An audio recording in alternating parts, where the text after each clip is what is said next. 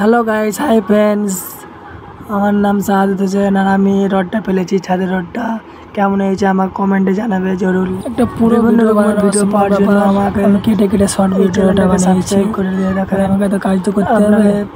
যা নেবেন অলরাউন্ডার আমি, ডিজাইন থেকে আর কি ছাদের রড বিছানো থেকে আমরা এই কাজ মানে কন্ট্যাক্টে নেওয়ার জন্য রেডি আছি।